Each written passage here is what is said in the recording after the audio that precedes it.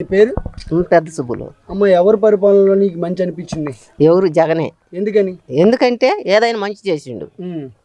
ఏం మంచి చేశారు? ఏం చేసిండు అని చెప్పానుగా. మంచి అన్ని అయితే నేను కూడా అనేది ప్రతి ఒక్కటి బాగానే చేసిండు.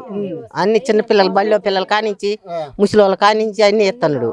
అన్ని బాగుండి జగన్ అప్పుడు వారంట్లు పెట్టిండు, ఇబ్బంది లేదు. 2 నెలల నుంచి ఇబ్బంది పడుతున్నారు ముసలి పోలేక. అది ఇప్పుడు కొంచెం పర్లా, నడిచే వాళ్ళు అయితే పర్లా, ఇంట్లో కూర్చునే వాళ్ళు లెగలేని వాళ్ళ పరిస్థితి ఏంటి? అదేకా రాలేదనే నేను అడుగుతుంది. 2 నెలల నుంచి ఇబ్బంది పడుతున్నారని చెప్పేది అదేకా. మరి ఎందుకు చేయాలా? మరి సచివాలయం పంచుతానని చెప్పారు కదా. పంచలా. మరి డైరెక్ట్ బ్యాంక్ అకౌంట్ లో వేస్తే మీ ఇంట్లోనే కదా ఉంటాయి, మీ అకౌంట్ లోనే అయితే అకౌంట్ లో ఉంటే అడిగి పోవద్దు. మరి అడిగి బాగా ముసలి వాళ్ళు మరి ఏం చేయాలా? మరి ఇప్పుడు చంద్రబాబు నాయుడు గారు కూడా 4,000 రూపాయలు పెన్షన్ చేస్తాను, ఉచితంగా గ్యాస్ బండ్లు ఇస్తానని మా కొద్దులే. మాటలు చెప్పడం వేరు, చేతలు చేయడం చాలా. మా మనిషి అనే నమ్మకం. మరి ఇప్పుడు లక్ష్మీ గారు కూడా కూటమి అభ్యర్థి, ఆయన ఎవరో కూడా మాకు తెలియదండి. ఇప్పుడు వచ్చాక లక్ష్మీ గారు అంటే పలానా టీడీపీ తరపు నిలబడే లక్ష్మీ గారిని మాత్రమే తెలుసు మాకు. ఇప్పుడు వైఎస్ఆర్ జగన్మోహన్ రెడ్డి గారిని చూసి ఓటేస్తారా లేకపోతే బూచేపల్లి గారిని? ఇద్దరిని ఎవరైనా. జగన్మోహన్ రెడ్డి అంటే ప్రతి ఇంటికి పెద్ద బిడ్డలాగా, బూచేపల్లి గారు అంటే మా అన్న శివన్న అంతే. అసలు వేయడానికి కారణం ఏంటి? ఒక ఓటు వేయడానికి కారణం ఏంటి? ఏ విషయంలో మాకు మంచి జరిగింది, మా మనిషి అన్న నమ్మకం.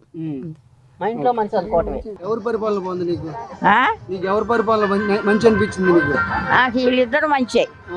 జగన్ మంచి, ఎప్పటికీ జగనే మారేది లేదు. ఎందుకని మారు? మేము మారం. మరి టీడీపీ కూడా చాలా ఇస్తుంది కదా ఇప్పుడు. ఏదన్నా ఇప్పించుకో, ఏదన్నా కానీ మారే వ్యవహారమే లేదు. ఇప్పుడు 90 ఏళ్ళు వచ్చింది నాకు. ఈ 90 ఏళ్ళ నుంచి అదే కానీ ఇంకా మారేది మీయాలి, అటు ఇటు మారలేదు. మరి ఇక్కడ ఎవరు స్థానికంగా ఎమ్మెల్యే ఎవరు కావాలి మీకు? మాకు జగన్ కావాలి. జగన్ ఇప్పుడు ప్రసాద్. ప్రసాద్ గారు ఎందుకు కావాలి? అప్పటికి లక్ష్మీ గారు కూడా నిలబడ్డారు కదా. ఏం మాకు సంబంధం లేదు. నిన్న వచ్చే లక్ష్మీ లేదు, మాకు తెలియదు. మేము ఉండేది అట్టే అంతవరకే. మాకు జగనే. మాకు అట్ట అనిపించింది. ఎక్కడి నుంచి వచ్చావు అమ్మాయి? ఎల్లంపల్లి. అంత దూరం నుంచి ఎండలో ఎందుకు వచ్చావు ఇక్కడికి? పింఛన్ కల్లాడి ఇస్తాడు. పొద్దున 4 రోజులు తిరుగుతాం. ఊర్లో పింఛన్ ఇచ్చేది. ఎవరు ఆపారు మీ పెన్షన్?